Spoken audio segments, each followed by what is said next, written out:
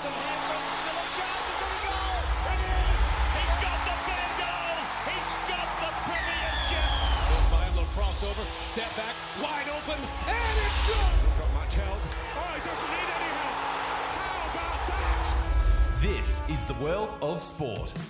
Welcome to the football edition of the World of Sport podcast, brought to you by Pizza Strata and Bar. Another big week in just across all the leagues, but in particular EPL with VAR rearing its ugly head yet again. And joining me to talk about all things football is the man himself from the UK, Pete.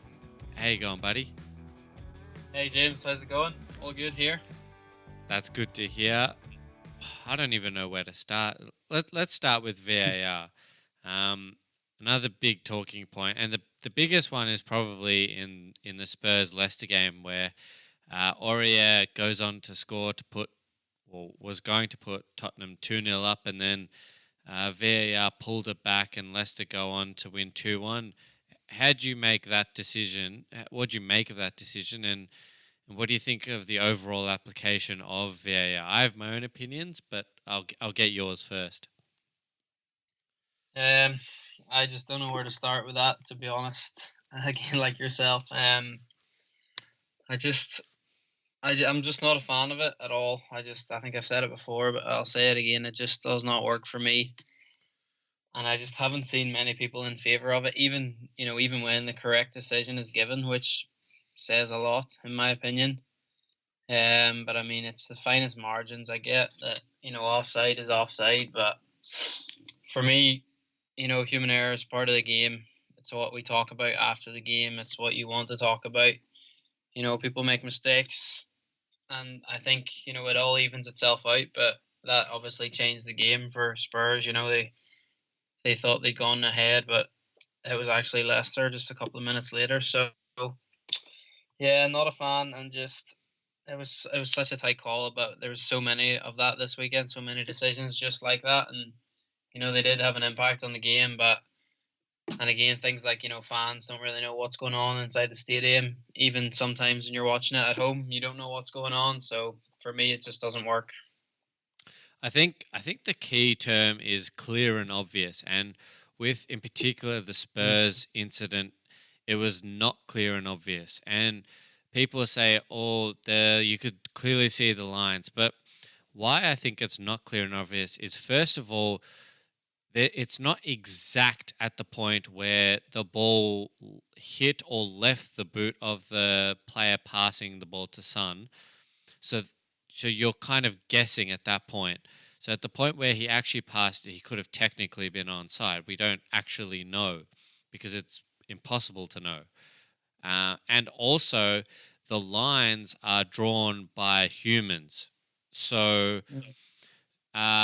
the Spurs line, the line on the Leicester player is at the shoulder, I believe. One of the players, the line is drawn at the shoulder. So where do you put the line? At the start of the shoulder, at the end of the shoulder? Because the arm is out from the shoulder. So are you putting it at the point where the arm ends, and sort of it turns into the semantics of the rule as opposed to what VAR was intended. It was intended to stop clear and obvious errors. It's not there to perfect refereeing. And the other big thing, I personally think it's killing football, because the euphoria of football is dying. Part of it is that just sheer elation of your team scoring, or heartbreak of your team conceding. And it's kind of just like, well, do I celebrate? Like, Aurier thought for all his money that he had a goal, celebrated like it, deserved a goal in my opinion, and it's just 5 minutes later it's taken back, and you're just like, well, that's kind of anticlimactic. It would take the wind out of Tottenham, and I'm not surprised Leicester scored, not too long after. So I think that's the big thing for me. The VAR is not there to be perfect. It's meant to stop clear and obvious errors For instance, like the hand of God for Maradona. No one Mm-hmm. saw it, but VAR would say, actually, that's Yeah. a handball, that's illegal. It's not there to say. And another big sticking point with the VAR for me, and I'm not sure if it is for you, but at least for me, is the fact that in the box, if it hits the hand of the defender at all, it's a penalty, regardless of whether it's on the body, regardless of intent, regardless of how close the player that hit the ball into the arm was.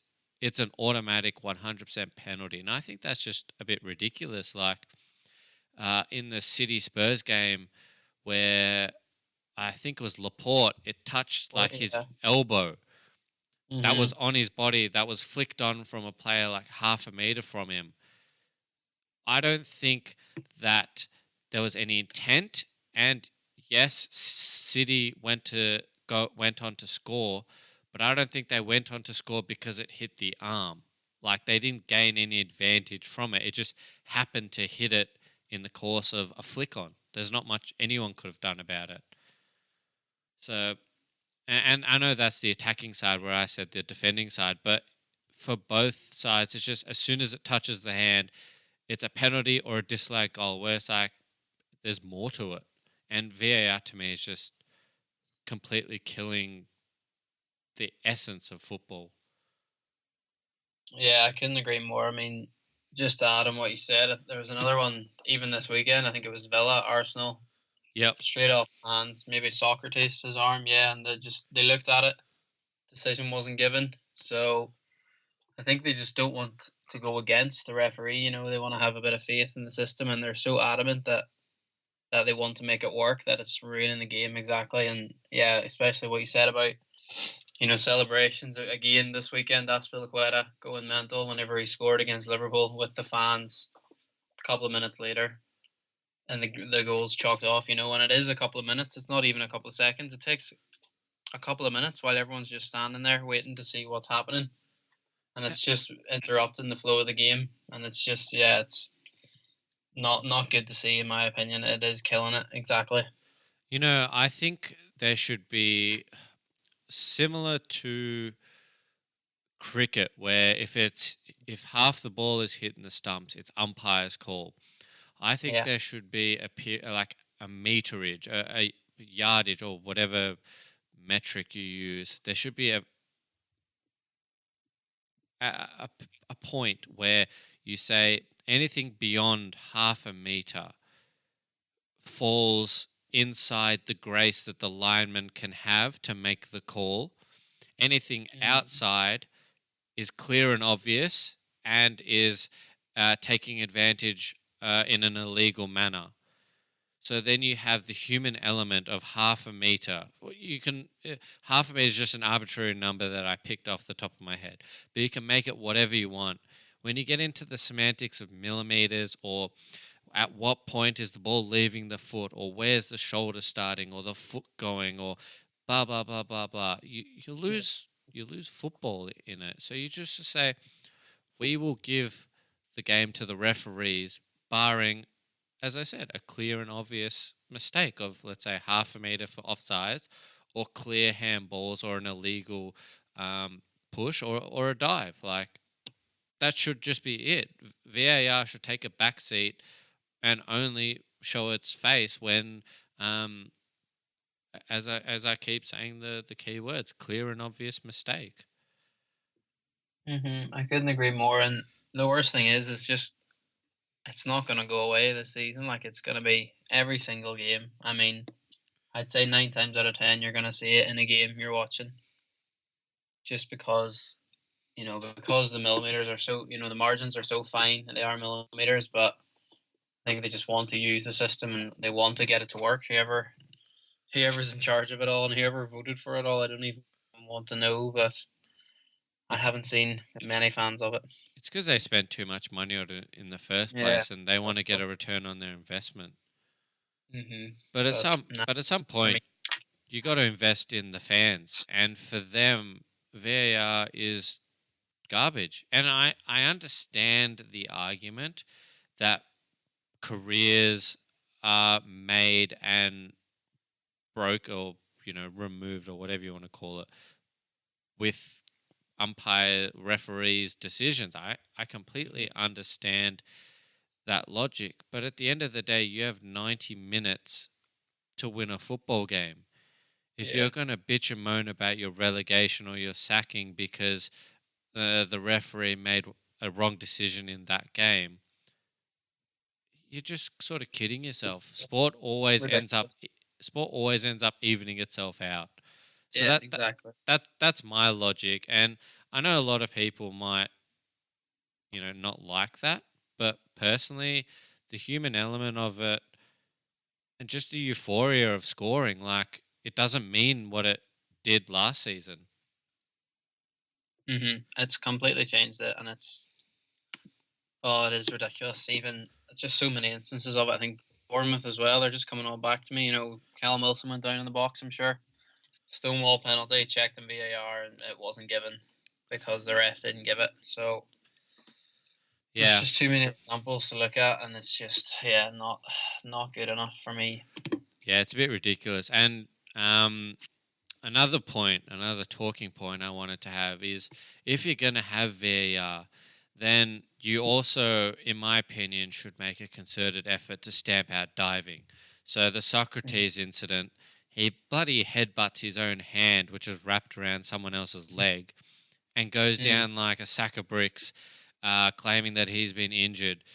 If I'm the FA and I have VAR and every TV station, every meme page on Facebook is broadcasting that vision. So it's not like, oh, did he go down? Didn't he go down? It is clear Yeah. as day. I'm saying to Socrates, hey, mate, there's 3 games on the sideline for you because we don't put up with that crap. If you're going to have VAR, you may as well um, go Yeah. ahead and try to stamp out the bad parts of the game, the clear and obvious parts of the game that take away from the end result and from the end entertainment product. Yeah, it has to be punished as well because you get bans for other stuff. Neymar, his Champions League ban for things, and people say things. They're looking at Bernardo Silva about him getting retrospective action for a tweet sent to Mendy, I think. So stuff like that gets banned. Players get banned for it. They ended up getting stupid bans, but diving, we haven't really seen much of it I, getting penalised. I've said for years that if you are caught diving retrospectively, you should get a 10-game ban because you are blatantly cheating. You are intentionally trying to con the ref for your own advantage. And I think that is deplorable sportsmanship and should be punished to the severest level so that people won't go down like a sack of bricks. If someone knows that they're going to get banned for 10 games, a quarter of the season, Yeah. they're going to think twice before they stick their leg out to pretend as if the other person has taken them out, or Mhm. do a Rivaldo, back in the day when someone passed him the ball and he went down like he'd just been shot. It's that sort of stuff that turns uh, people away from the sport. And I know a heap of people in Australia. I'm not. Football is the premier sport in England, but in Australia, Australian football is, and rugby, and a lot of these sort of sports. And a lot of my friends are like, "Mate, soccer is just the weaker sport. Look at the way they're acting," and they're completely right. And we have the means now with VAR. We had the means for the last 10 years with TV to stamp it out, but no one has the balls to do it. The worst thing is that it's only getting worse. To be honest, like the actions of players is just unacceptable at times, and they're not getting punished. And even though you mentioned VAR retrospective, but even on the pitch, like there's players going down, and the ref isn't even booking them half the time. They're not getting a penalty, or they're not getting a free kick. It's going the other way. The ref spotted it, and he just doesn't do anything about it. So I think it probably starts there. But yeah, I agree with what you're saying about the footballers being. It's certainly not what it used to be anyway, and I think a lot of these guys watching on in the stands, like heroes of their time, who give everything for clubs, would be embarrassed, looking down on these guys that are just throwing themselves about on the floor and diving all over the place and just really. they're embarrassing themselves first of all, and they're embarrassing the club. And fans pay really good money to go and see football and to go and see these guys. They're idols, and they're just behaving like kids in front of them. Yeah, and eh, to my point of what I was just saying, if you wanted, this was the round that proved what happens if you don't go down, and we haven't even moved past the Tottenham Leicester game, and Mhm. Kane's goal is the epitome of not going down. Is you get rewarded Yeah. for continuing to go. If he goes down, they probably get a free kick outside the box. I mean, Hmm. what's that means Even that could mean nothing to them, and in the end, they get a goal out of Harry Kane doing whatever it takes to get the shot out. And I've always wondered, if you just keep your feet, then you give yourself every chance with the advantage rule to make something happen out of nothing. The free kick is still there for you. The ref's yeah, not going to give you. The ref's not going to give you a free kick because you kept going. A foul is still a foul, but you give your team every chance to to make something from it. Because at the end of the day, that defender or whoever at the opposition has taken themselves out of the play. You have one less player to yeah. contend with. It's always baffled me why people don't think logically about staying on their feet. It happened to Liverpool Chelsea this weekend as well. We were clear. Jordan Henderson, nice one too with Salah, and he just dived about 3 yards up in the air, and he didn't even get touched. But I honestly think he just wanted some sort of attention and wanted the ref to see it. He's very vocal on the pitch and always in the face of the ref. Always seems to be complaining at something. It can be good or bad, but I think he just wanted the other player to get booked. Might have been Aspilicueta, someone, yeah, maybe him. And I honestly think Henderson wanted him to get booked for that tackle rather than staying on his feet. And it was maybe 4-on-3 or something like that, and we did have a good chance to score. And I think this was at 0-0 or maybe 1-0. So you're right, yeah. It baffles me as well. The way some guys go on, and it seems to be usual suspects half the time. Socrates is I am absolutely not his biggest fan at all, and he seems to be involved in something like that a lot of the time. But yeah, it's really annoying to see when you're watching a game. And and even further, you look right the mug if you go down in a heap and the ref waves play on. You've just Mhm. wasted a, an opportunity for your team going forward, or cost your team defensively because you Yeah, assume that the ref's going to give you the free kick.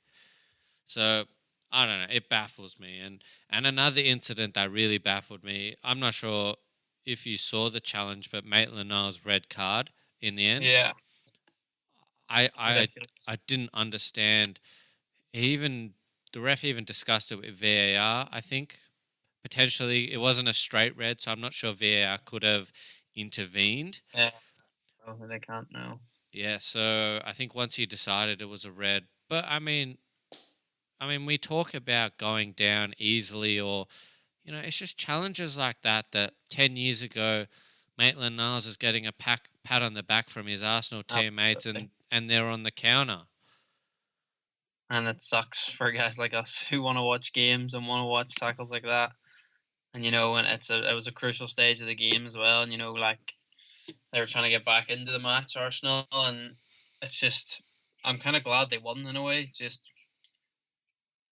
to show like I don't even know how to explain it, but it was unfair, that red card in my opinion, and the referees are just far too quick to jump it and jump the gun and get their cards out of their pockets. And fair play to some referees, they let the game play, but I mean. I was glad to see Arsenal come back to that with 10 men, because for me that was not a red card. And as you say, those sort of tackles 10 years ago were happening every single time someone was going through on goal, and it was a pat on the back, and it wasn't even that. It's expected of and that was a good tackle, and we've seen it far too often.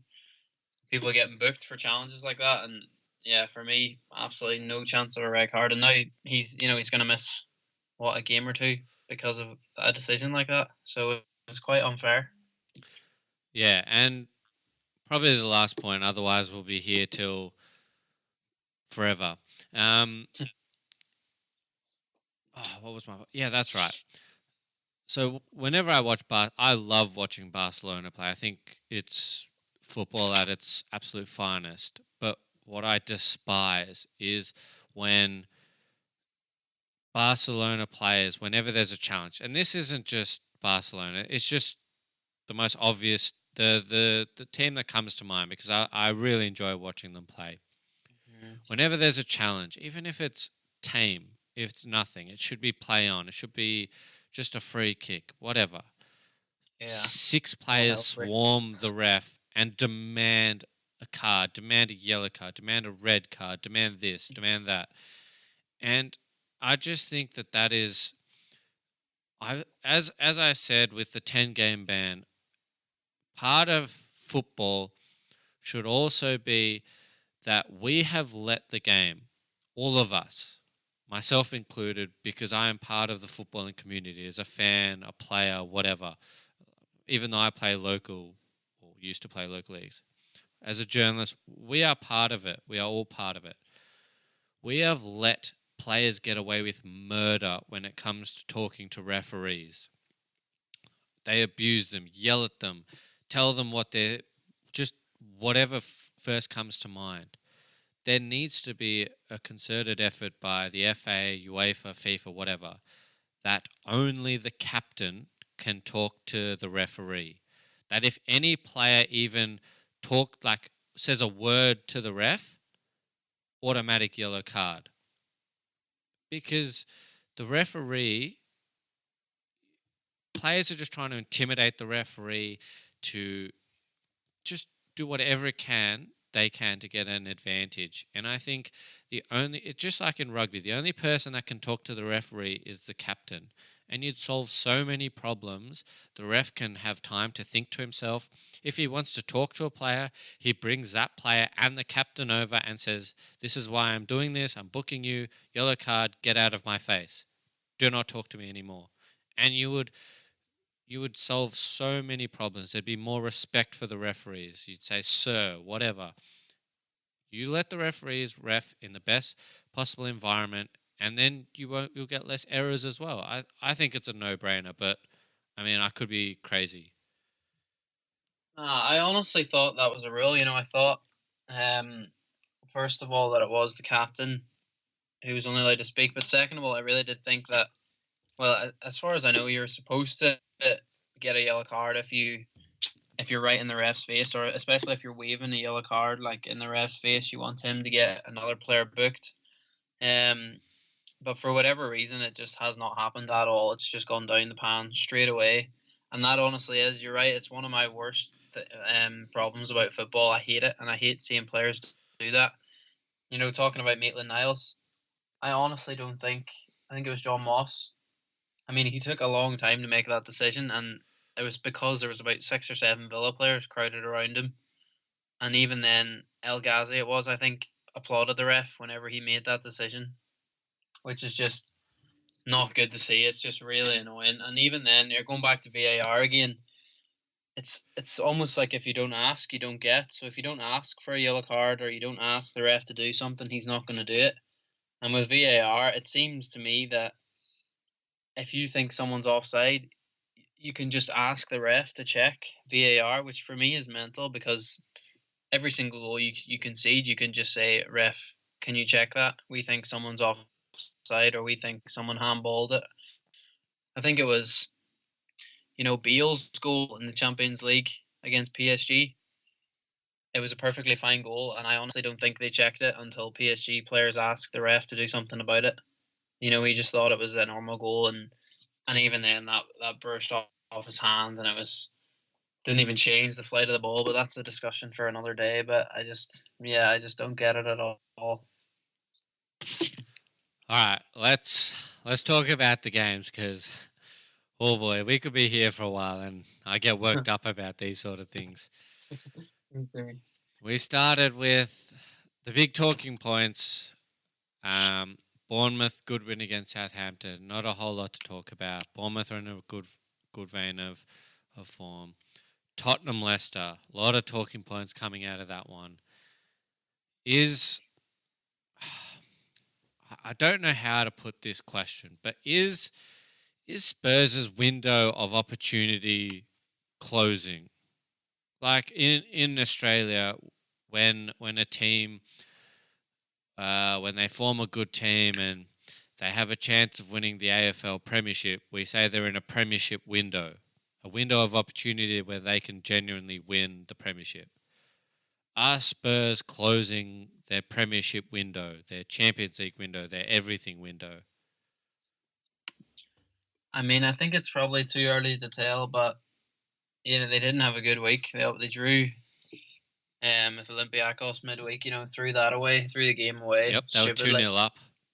And then you know what we were talking about, maybe even last week, they were third in the Premier League. It was Liverpool, City, Spurs, and now they're seventh.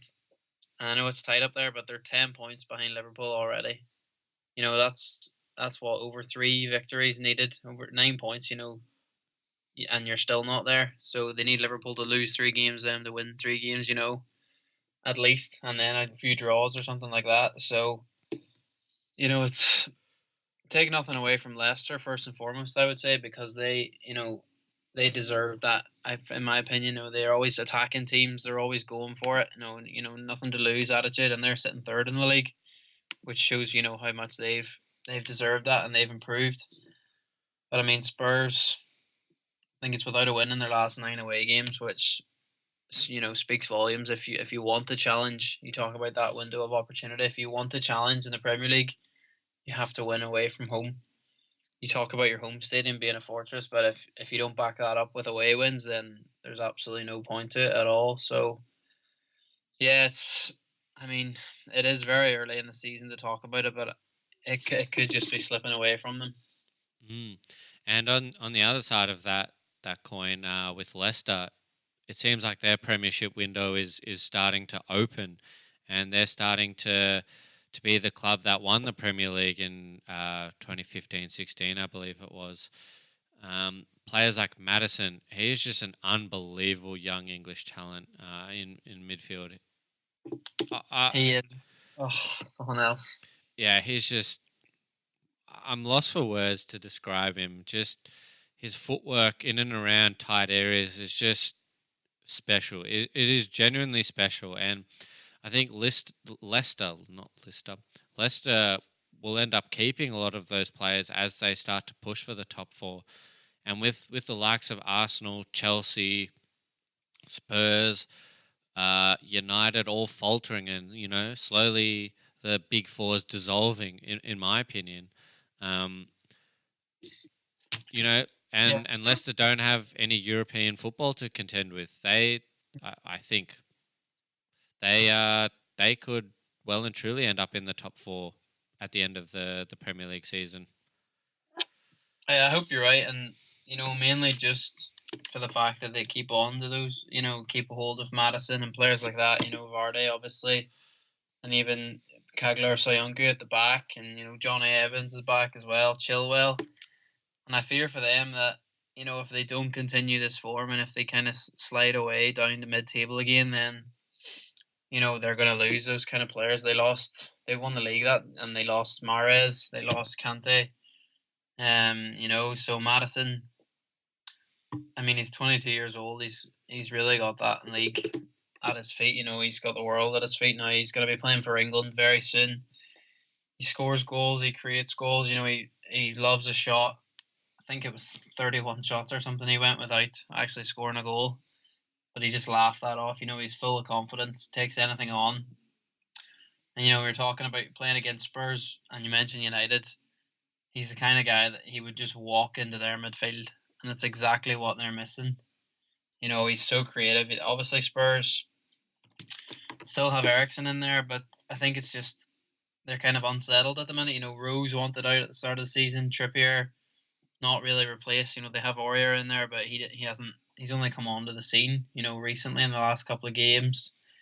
So if you had a guy like Madison in there, and I mean especially United, everyone knows how much of a rough patch they're in. So he really is going to be a star, and he's just a joy to watch at the minute.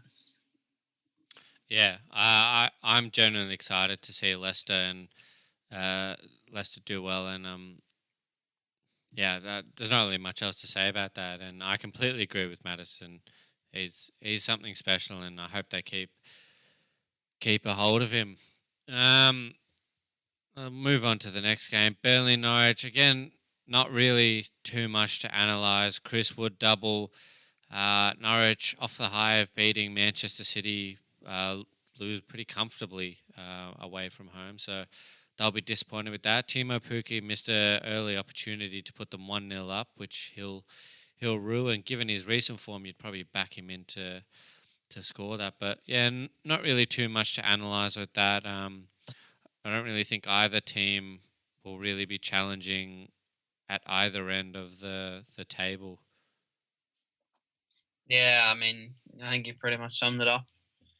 It wasn't the most exciting of games, but it just shows that anything can happen in this league, which is good to see. What or Norwich beat City 3-2 one weekend and then lose to Burnley the next weekend. So it just shows anything can happen. But yeah, I wouldn't worry for either of those two teams. Burnley obviously going well.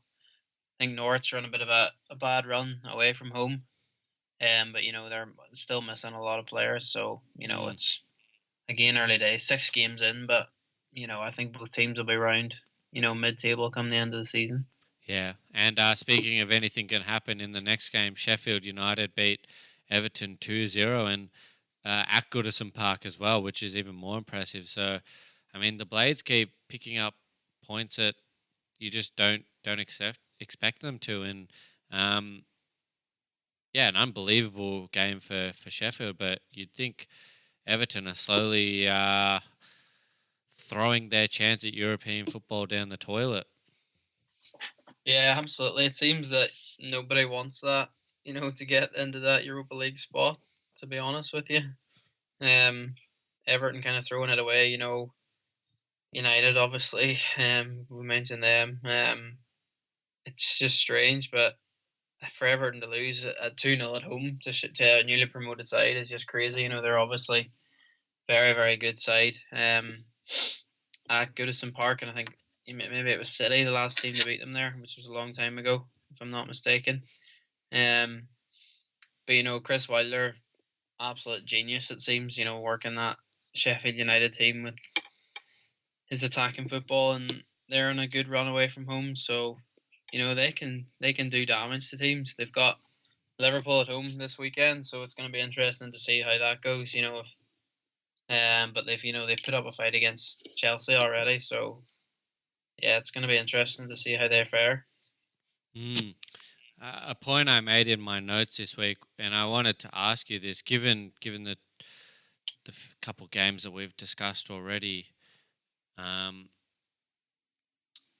is the gap in the EPL between the worst team and the best team, or the smallest team and the biggest team, in terms of your Manchester's compared to your Norwiches, for instance, is that gap closing? Because in my memory, this is the first season where genuinely anyone can and has beaten everyone besides Liverpool, but they look like they could lose any week now. Yeah, I mean, Liverpool obviously 6 wins from six. They're flying high at the top. But I know I mentioned Spurs before. They've gone from third down to seventh, just like that. One loss does that to you. And even West Ham sitting fifth, Bournemouth in sixth. Teams that have been kind of mid-table, down over the years, and Chelsea, they're sitting in the bottom half. Everton as well, and then teams like Wolves and Watford in the relegation zone. So it just shows that anything can happen in the league, and anyone can beat anyone. Sheffield United, Everton. We just talked about it there. That's just a result you just unthinkable. I don't think anyone backed Sheffield United to beat Everton there. And even Norwich beating City, I don't think anyone backed Burnley to comfortably beat Norwich after they've just gone and beat Manchester City. So it's good to see. It is really tight, but you just don't know who's going to go down this season, which is just unthinkable almost to think that Wolves, Watford, and Newcastle might go down with the players they have. So many talented players in there. and they thought that they might not even come back for a good couple of years. So it's a tiny gap, and there's so many similar teams in there that anyone can beat anyone, which is great to see. Mm. The next game, we say anyone can beat anyone, but City absolutely pummeled Watford 8-0. Again, similar to the Burnley and Norwich game, there's not really too much to analyse here. It was just exactly 8-0. There's not really much else to say. It was just an Nah, absolute not one bit. shellacking. Exactly. All right, let's just move on. Again, another bit of a lackluster game. Newcastle Brighton. Probably a good point for Brighton, given it's away against uh, a stubborn Newcastle team. But again, it's probably an important point for both teams, actually. But you think Brighton would be the more disappointed of the two, given how well they've started the season? Yeah, I think so. I think Matty Ryan was decent for them, had a good performance, but other than that, 0-0 was just a pretty abysmal game, really. But yeah, I'd say they'll both take a point at this stage. Just to keep them out of that relegation zone. Obviously, again, 6 games in, um, far too early to tell anything. But you do not want to be in that relegation zone at all in the season. Never mind now. So, Mm, especially not at the end of the season. So I think they'll just be happy to stay above that, but probably disappointed that either of them, didn't find a winner. mm. Next game, West Ham United, and my talking point for this game. We'll quickly analyze the game, and then I'll ask you this a question. It's an interesting one. Uh, well, it's a quick analysis. United had nothing going forward. West Ham took their chances. United looked like they couldn't create anything. Mata is not the answer to them at number 10 or anywhere near the top. And Rashford, he's making the runs, but no one's finding him. There's no support for anyone. There's not really much else to say. The Hammers just completely outplayed them and were full value for 2-0. Yeah, absolutely. Not much else to say at all. Just a really disappointing day for United fans. But don't take anything away from West Ham. Like Yep. Leicester, they held their own and they were really good, and that's a fantastic win for them. And they're sitting fifth in the league, which will be unbelievable news for West Ham fans. Mm. My point, and a couple of weeks ago, I said that it looked like United had found their identity, and they have a bunch of injury concerns as well. Rashford, Martial, Mm. Pogba, etc., etc., etc. It doesn't help anyone.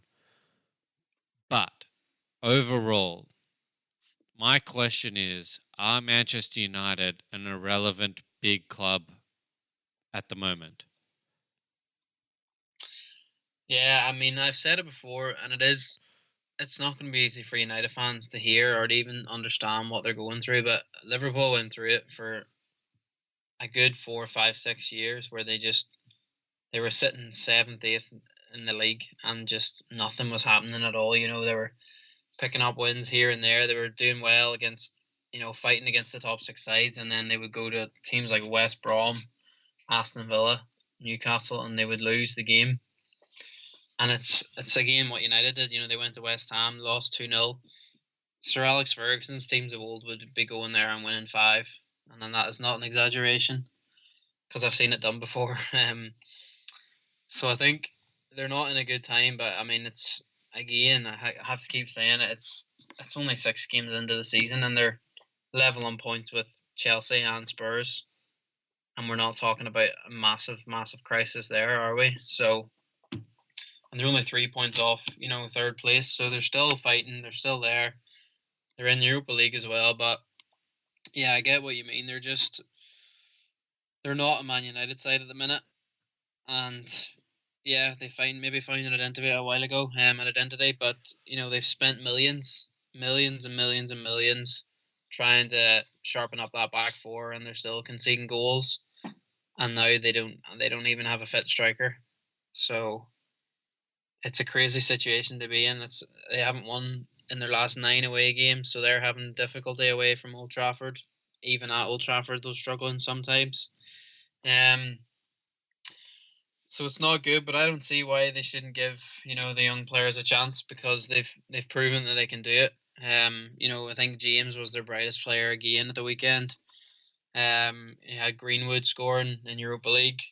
They've guys like Chong and Gomez in there, who maybe deserve a chance if the senior players aren't going to step up. So maybe it's time to see those guys, and they have Arsenal up next Monday, which is always a feisty affair and always a big game. So it's going to be interesting to see how that. It's a big test for them. Mm. It's an interesting time for Manchester United. I think they're on the right direction by dealing Lukaku and Sanchez and um, taking back their squad, assessing who fits the style that they want, their identity, and selling anyone else that doesn't really fit that mold. And I think it'll take a bit of time for them to get there, and I'm not sure that Solskjaer is the person to do that. I think they're in the Yeah. right direction though, but I think they've lost their relevance in the grand scheme of English football, particularly with their noisy neighbours. Yeah, I mean they're just incomparable to Man City at the minute, aren't they? Mm, City beating Watford 8-0 and United losing 2-0 at West Ham. So two completely different sides in very different parts of their whatever journey they're on. So yeah. not good for the red half, but the blue half are flying. Mm. And Palace Wolves was another interesting game. Palace looked to have locked up the points before a 10-man Wolves pulled one back out of nothing. And I thought Wolves were good value for a win in the first half before things sort of fell apart. Yeah, I mean it's weird to say it because they scored in the 95th minute, an equaliser, but I do think Wolves deserved it, and I think Aida in the Palace goal had an absolute wonder game. He seemed to be stopping everything that came at him, and keepers have those days. So you might even count yourself lucky to get a point at the end of it. And Palace as well at home, they do not concede many. They certainly don't score many, but they don't concede many at all. So they're kind of tight at the back. Um, but I mean, Wolves, I just don't even know where to start with Wolves. Haven't won a game this season, which is just incredible. Thinking what they did last season, Mm. 6 games in. I mean, you have to win a game. Obviously, Watford haven't done it, and Wolves haven't done it as well. And they lost at home on Thursday night as well in the Europa League. So it's not going well for them. But I think it's either their 13th or 14th game this season, which is over twice as many as the teams they're playing against, and it's showing. Um, it's just mad, and they have another cup game in the Carabao Cup on Wednesday, and they have another league game on Saturday. So it's not going to stop, and it's not going to get any easier. Um, I think they've spent big money. They've bought some players. They brought players in. They really do have a good squad for it. Guys like Vallejo, Neto, Neves, Gibbs, White, Vinagre, all on the bench in that game. There's so much talent there, but they really are finding it tough. So how they do this season, I don't think anyone can tell really. It might be a blessing in disguise if they crash out of all of the cups that they're in particular the Europa League. And I wouldn't be surprised if it's just a completely different 11 that rocks up to the Carabao Cup midweek that just like Yeah, we that would don't make care. sense. Here's our entire under 16s team. That might Um, be. yeah, I honestly wouldn't be surprised if it was the entire under 23s team or something like that. Uh, moving on, we'll leave the Chelsea Liverpool game till last, and penultimate game was Arsenal Villa, and we sort of touched on the big talking points. The Maitland Niles read already. Both sort of on the agreement that we thought it was an excellent challenge, let alone a second Mhm. yellow and a red card. Um, Despite that, you'd still think Villa were disappointed that they lost 3 points. Well, if I was a Villa fan, I think I'd lost 3 points being a man to the good. Yeah, especially for what 50 minutes of the game. So I mean, it's good for Arsenal that they didn't stop and they didn't give up. So that's always a good sign that you can come back and um get a win in the end. You can fight, you're determined, and obviously Aubameyang key to that again. He just seems to Goal not stop scoring scoring for the machine. minute. Which is exactly what they need, especially if they're going to ship in goals all the time. And even Callum Chambers coming in, we talk about that Arsenal defense. They must be missing.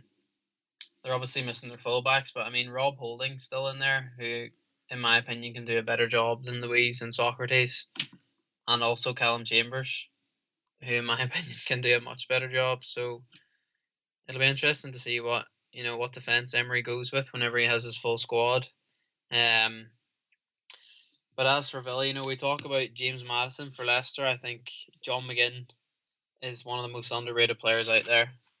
And he could even do a job, for likes of Man United who are crying out for someone like that, a guy who just does not stop running the full game, gets stuck right in, and also knows where the net is. So, key player for Villa, but if they go down, they'll absolutely lose him straight away because he's a real standout for them. Yeah, I think United and a lot of the top teams get caught up in the talent and the skill and forget that you need workhorses to complement that, and that's why I think N'Golo Kante is probably one of the most underrated and best midfielders in the world because he allows other players like your Mason Mounts or Pulisic's or whoever he ends up being in the same team as, he brings the best out of them because he covers for them. Yeah, absolutely, and that brings us perfectly on to what he did against Liverpool for Chelsea because I mean you mentioned all those things. He runs, he can tackle, he seems to be everywhere, and then he pops up with a goal as well. And I think Liverpool weren't even expecting him to shoot, never mind score. They just all kind of seemed to back off. Van Dijk, Matip, Fabinho, Henderson. There was four around him whenever he finally scored the goal. Um, so he's just such a good player for them, and to think that he might not have been considered to start in previous games is just mental. Yeah, I can't see how a team wouldn't be able to utilize him. I can't believe Sari didn't rate him as highly as everyone else in the entire bloody world rates him. So Mm. that baffles me. Just a quick step back. I just wanted to ask a quick summation of two players from the Arsenal Villa game. Sort of two players at opposite ends of their career. Mings, I think he might get picked up by a big team at the end of the season. He looks like a really great, solid centre back, always covering for mistakes that his fullbacks are making. Was shown in the Arsenal game, did that a couple times. Do you see him getting picked up by maybe even like a United or an Arsenal if they keep having troubles at the back? Yeah, I do. He's a leader in there, and it's sometimes hard to judge players like that because they're playing for a team like Aston Villa. No disrespect, obviously, but they're gonna be attacked quite a lot. They're gonna have a lot of defending to do. So it's hard to judge him on his clean sheets or things like that. But if you actually watch him play a game, then you see just how good he is, how strong he is in the air, on the ground. He does block everything that comes at him, and he's really good in the air. He just seems to have it all, and also an England call up as well in the back of that. I think just is just reward for his performances. And yeah, I mean, any of those top teams could go for him, especially if Villa go down, which they're where are they in the table? They're kind of struggling at the minute in the relegation zone. So it might be a quick spell in the Premier League for them. And yeah, I mentioned McGinn will go, and you're right, Mings will absolutely go if if they go down. And the other player that I wanted to ask is how long do you give Ozil at Arsenal before they ship him off? I think it's a strange one. It really, really is because he must be on about 300 grand a week, which is insane to sit on your bench. Um, I honestly think if they wanted to get rid of him, they would have done it already. But He's maybe still there for a reason. Whoever's keen to keep him, but he doesn't seem to be getting that many minutes. And even when he does play, he seems to just be completely uninterested. So maybe he's kind of looking for a way out. But I think they've so much talent up there. Obviously, Pepe, Lacazette, Aubameyang, and if Ozil was on form, he's the perfect player to slot in there like a Coutinho or an Eriksen, someone who can pick a pass. He loves an assist, but he just hasn't done that for whatever reason. So yeah, I think he'll be gone end of the season, to be honest, especially with a couple of young guys for Arsenal coming through. Yeah, I think he'll go as well. All right, jumping back to the game we started, the Chelsea Liverpool game. We already mentioned Kante's goal, and Chelsea actually exploited Liverpool's defence quite a bit. Were unlucky not to end up with a point at the end of the day. Really took advantage of the wings, the fact that Liverpool's fullbacks like to get forward. So Liverpool will be glad they got away with 3 points. Yeah, Kante was great, but on the flip side, Liverpool just more efficient finishing and just sticking to the system seems to just work wonders for them, even when they're not playing well. And the mark of a good team is winning games that you play pretty badly in, or not up to standard. Yeah, absolutely. And I think it was almost like a plan B for me, from my opinion, because it obviously wasn't working on the deck. Salah was just it didn't have a good game at all. He wasn't involved. Firmino was good again. Mane obviously good, and we missed his pace when he went off. But the fact that we scored two set pieces, and it was two really really well worked set pieces. The first one obviously the layoff for Alexander Arnold, and the second one, the cross by Robertson. So, like you say, it's good to see that we can win without actually playing our best, especially against a team like Chelsea.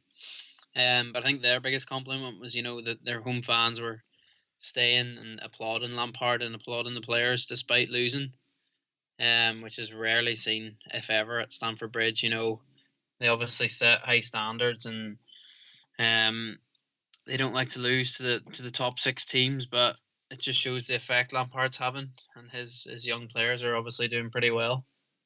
I think most Chelsea fans understand the situation that Chelsea's in at the moment with the transfer ban, new coach, and young players coming through, which actually led me to another point that I wanted to ask. Is Chelsea in a position to create a dynasty in the future? Whether that is Lampard at the head of that or another coach, I don't think Lampard is the right man going forward. But that's irrelevant. They have a bunch of young talent. Mason Mount, Pulisic, Abraham. Kante's not even that old. They're three centre backs: Rudiger, Zuma, Christensen, Aritha Balaga. He's young as well. Um, they have a plethora of talent plus loanees. Are they in a position with the core of young players they have to create a potential dynasty Liverpool City esque team in the next 2-3 seasons? Yeah, I mean, I still think they have a long way to go. Some of them, they're obviously just starting in the game, and they've been away on loan. Those guys, a lot of them. But as you say, they're really young, and we've mentioned it before. They've scored, I think, all of Chelsea's goals this season, bar Kante's against Liverpool. It's been young under, guys 21 and under. Um, but yeah, they can they can get there if they work hard and keep going. And I mentioned United. Chelsea have given their young players a chance. I don't know why United don't do it. So, and Chelsea players have proved it time and again. Um, this was obviously their toughest test against Liverpool, and it was, they put up a fight, but it was, Abraham against Van Dijk and Matip. It was Mount against Fabinho. It was Tomori at the back against Firmino. So, I mean, he lists those players, and they're coming up against a team who were going for 6 wins from six, who got it in the end. So he's definitely building for the future, Lampard, and those guys are definitely the base of it. He's got a really good spine, but I think Their transfer ban ends next summer, maybe. So he's definitely going to bring some players in. But yeah, the way he's going about it, they're going to be young, talented guys, and they've already got a lot of them there. So maybe he's definitely building for the future. But how far he gets to go with that side is remains to be seen. We know they like to sack their managers pretty regularly. So how far he gets is going to be interesting to see. Mm. Um, yeah, that's pretty much it for the Premier League this week. Despite, yeah, went on for a bit, but Champions League started this week as well. We'll just go through the main games because, yeah. So Chelsea Valencia was another main game. We talked about Chelsea being valiant against Liverpool, and it's a point that I made a few weeks ago. At some point, you gotta transfer, valiant efforts, or creating a lot of chances, or looking really good into 3 points when it matters. And you only have 6 games in the Champions League, and you gotta maximize your home games, especially against your challenges in that group. So to see Chelsea go down is a bit of a disappointment in their first game, and I think Chelsea's kind of going to have that kind of season, roller coaster, up and down. You never really know what you're going to get. To be honest, I think you can compare Chelsea's loss to Valencia and Liverpool's loss to Napoli. I think they were really, really similar. The two English sides were just seemingly on top. It looked like they were going on to win it. More possession, more efforts on goal, things like that, and they both fell short in the end. So I think they'd be really disappointed, Chelsea especially. Home to Valencia, you want to get off to a good start. With a penalty as well, just kind of messed them up a bit. Um, and again, Liverpool, I think just so similar. They left it late, Napoli, but a win's a win, and they're top of the group, just as easy as that. Um, so disappointing for both English sides, but I think as well it tired them out a lot because they played each other obviously the weekend. We just talked about it, and I think Firmino was absolutely wrecked. Um, Salah really tired. Abraham for Chelsea really tired. So they have to balance it out, and it's going to be interesting to see which one they prioritize, Champions League or the Premier League. I wouldn't be surprised if Liverpool prioritised the Premier League this season, given their recent Mm, success in the Champions League and the fact that their fans are crying out for a Premier League. yeah, And in that game, Napoli really, they're known for their front three being small and speedy, and that really gave a tired Liverpool, as you said, a lot of headaches defending. Mertens, Insigne, and the little Spanish one as well, which escapes my memory. I can picture his face, but Callahan. Callahan, that's the one from Madrid. Yeah, all very similar players, small, quick, skillful, and they really exploited Liverpool's tired fullbacks going up and struggling to get back, Yeah, particularly at Robertson the end wasn't of it? the game. Mhm. And I think Liverpool will get them back big time at Anfield in a couple of weeks' time. So I'm not too fussed, to be honest. Can only hope. Dortmund Barca, bit of a boring game. I think both teams had their chances, but I think Dortmund will be more disappointed that they didn't come away with 3 points. Yeah, especially given Barca's start to the season. Dortmund on top. Absolutely, their counter-attacking play. But Ter Stegen just proved why he's maybe the best keeper in the world at the minute. Um, just he's just unstoppable. That's why he kept a clean sheet. And Barca obviously tried to bring on Messi again, and it didn't work. Just like they did in the league this weekend. But yeah, interesting game. You wouldn't have put that down as 0-0, but it was the toughest game of the group for the two of them. So I think they'll both be fine. Going forward. Mm. Probably a good thing to get a point from the toughest opposition first up, particularly for Yeah. Barca away. Spurs will be fuming that they let a 2-goal advantage slip to Olympiacos.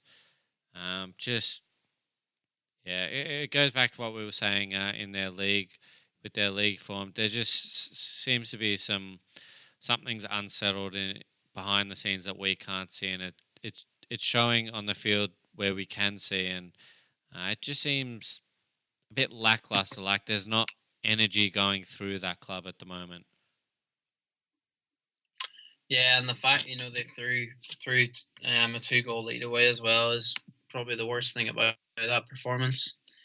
2-0 up away from home in the Champions League, you can't throw that away. Simple as that. No matter what stage you're at. So they will be disappointed, and then to go and lose in the league again, they'll be disappointed. And coming up, they've cup matches this week, and then another league game as well at the weekend. So the games, like I've said it about Wolves, they're coming thick and fast, and they really can't afford to let it slip. You talk about are they missing their window now? Is it closing?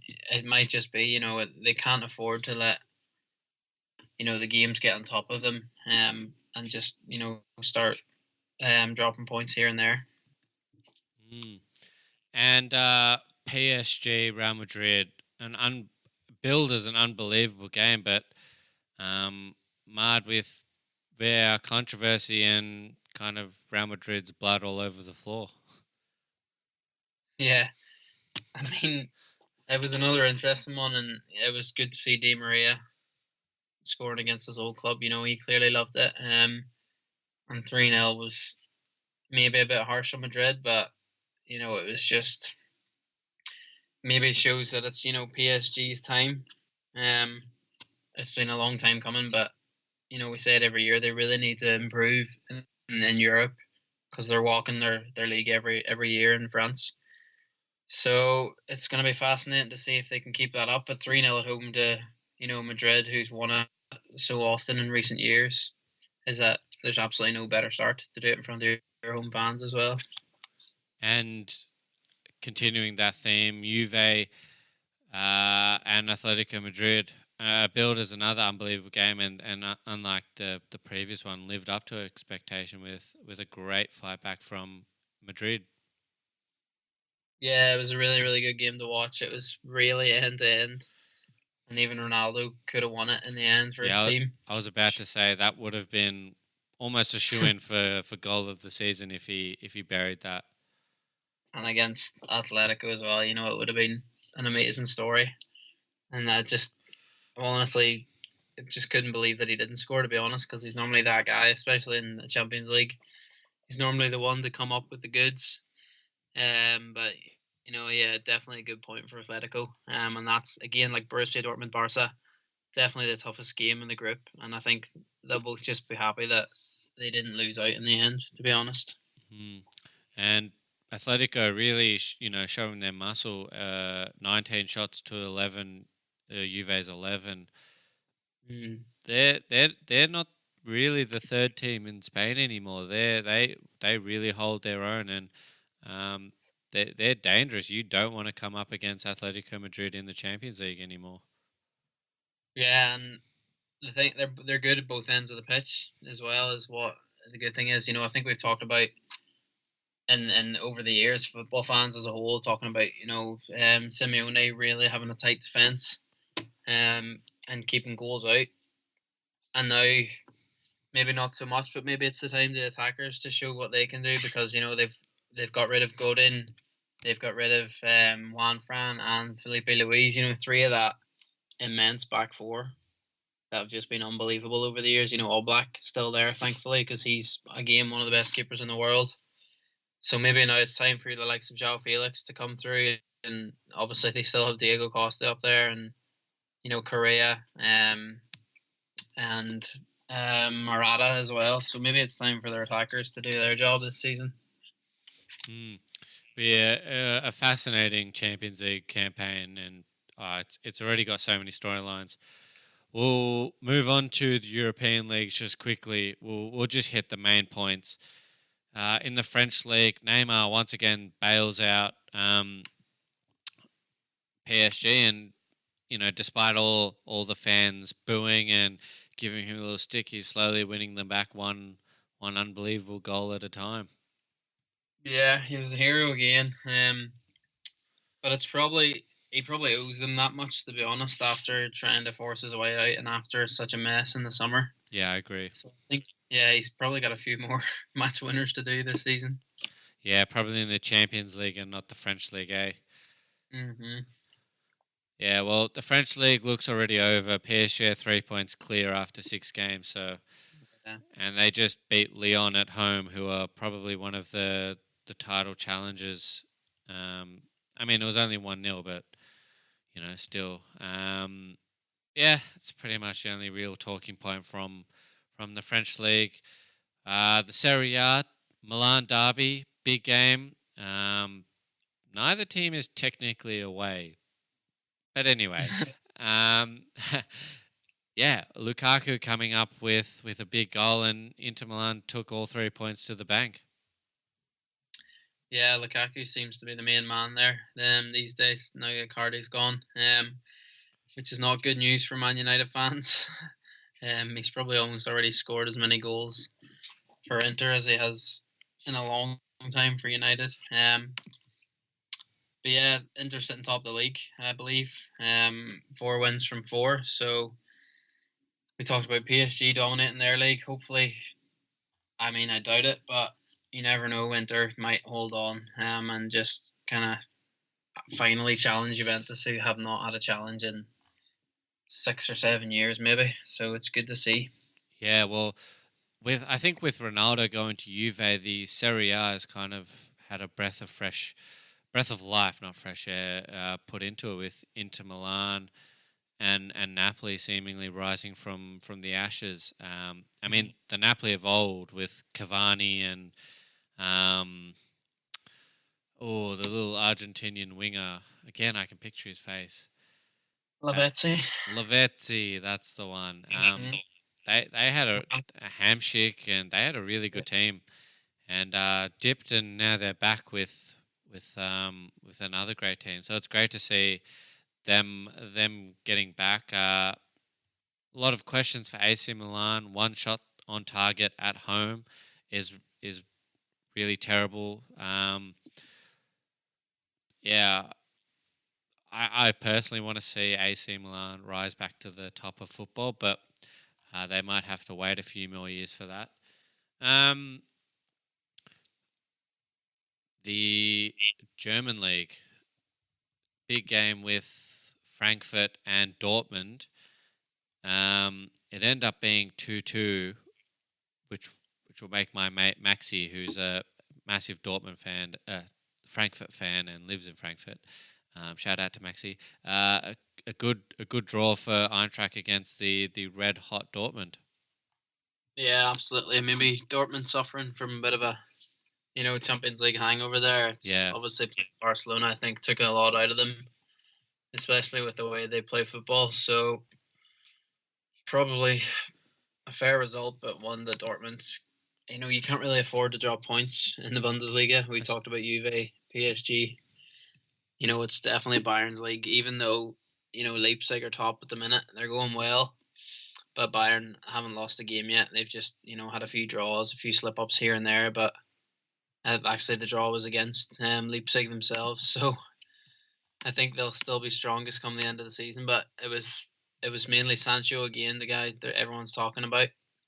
Um, third league goal of the season, and I think I mentioned Madison made for Man United. I think Sancho, 19 years old, would be perfect, and that's the team he seems to be strongly linked with. Um, he didn't fancy his chances at City, which was a great move it seemed. So, but I think he's destined to be back in the Premier League and back in England very soon. And for Dortmund, they can't afford to concede in the 88th minute an own goal if they want to push for the title. On your Sancho point, if United continue in the trend that they're going now, I can't see Sancho giving up Dortmund and the highs of Bundesliga for, well, sort of an average Premier League team now. I think he'd go to. I wouldn't be surprised if Liverpool offloaded Salah and brought in Sancho. I think that'd be a brilliant move for Liverpool. I could see that happening. I can't see him going to City, given their stocks. Um, maybe Chelsea if they sort of rise from the dips that they're in now with a lot of youngsters. I could see Chelsea, but yeah, I can't see him going to United at all. Yeah, I think you could be right. I just seem to be the team he's strongly linked with for some reason, but I obviously can't believe every single rumor you hear. But yeah, he's definitely destined for the very, very top with the way he's going. Yeah, well, I think United's just linked with everyone because they're United and they're doing really badly at the moment. Yeah. We'll quickly move on to the Spanish league before we let you go. And Barca have run into just a world of trouble, and it seems like the old joke, "No Messi, no Barca," is not really a joke but fact.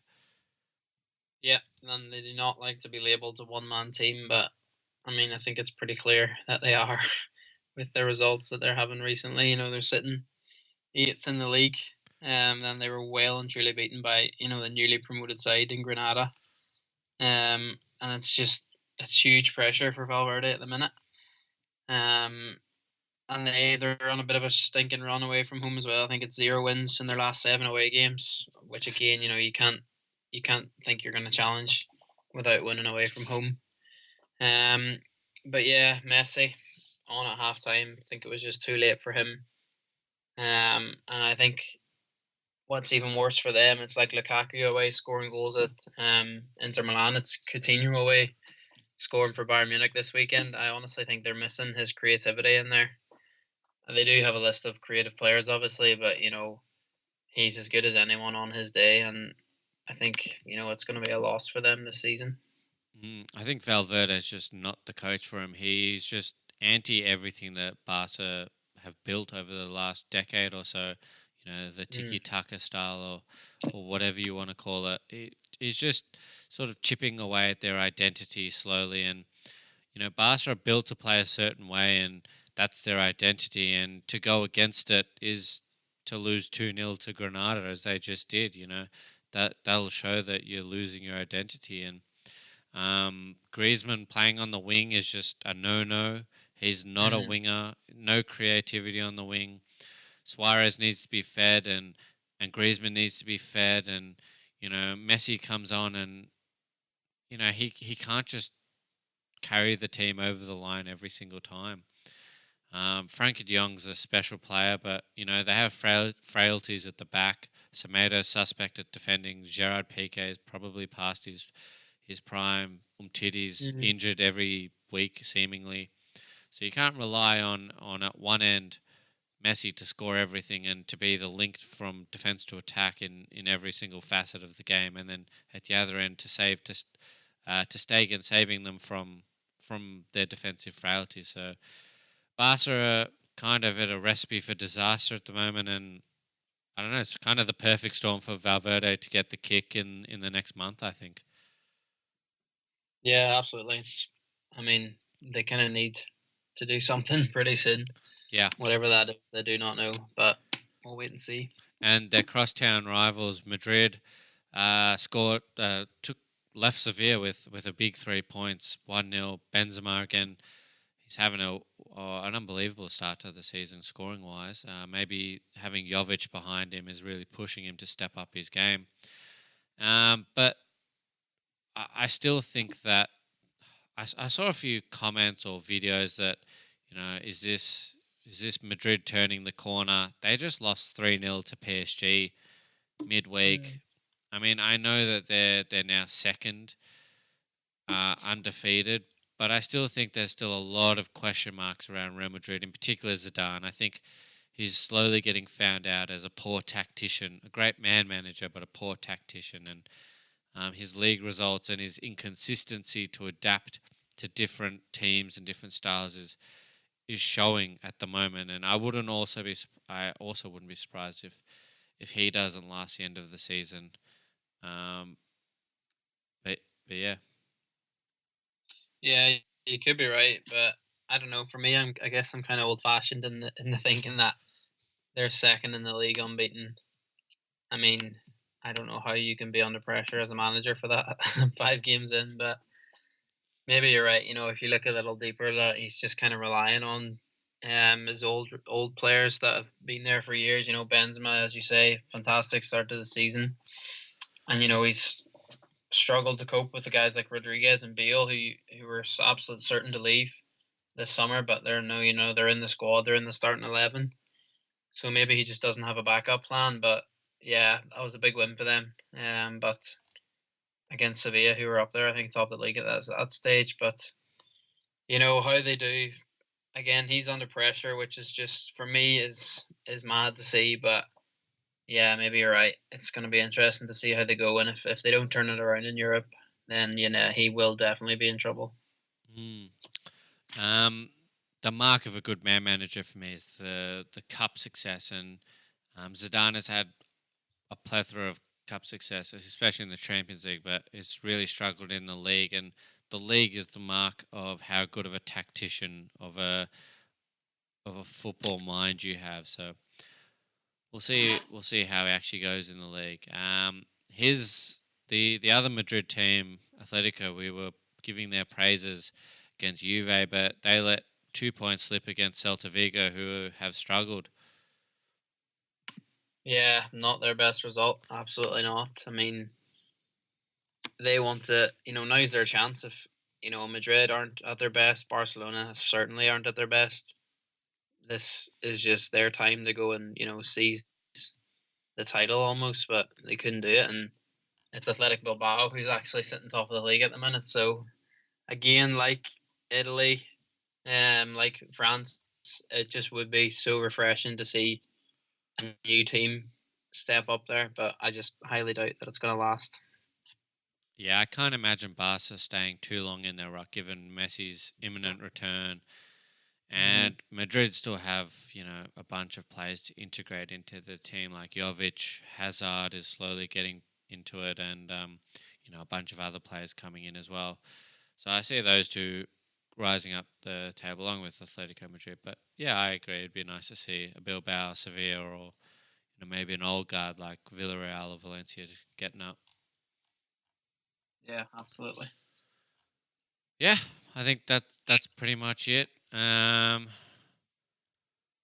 think I've hit all my talking points. Just looking at my notepad. Do we have Champions League coming up this week? This week is the Big Bad Carabao Cup, so I'm Yeah, afraid not. I'm afraid. Yeah, just looking ahead. Damn, it would have been good to preview Tottenham, Bayern, or Barca, I think Inter. Tottenham, Colchester, or someone like that. I'm afraid. Yeah, unfortunately. Bit of a step down. Yeah. Yeah, way to Colchester. I don't know. Bayern cultures. Maybe, maybe. Enough. No, Enough. we kid. They wouldn't even beat their like under 18s team. Yeah, I guess that's it for this week, and I'll catch you next week. Thanks for talking and coming on the show. Sounds good. Pleasure as always. Thank you for listening to this edition of the World of Sport podcast. We hope you enjoyed it as much as we enjoyed making it. On behalf of all the team, we'll see you next week, and happy sports watching.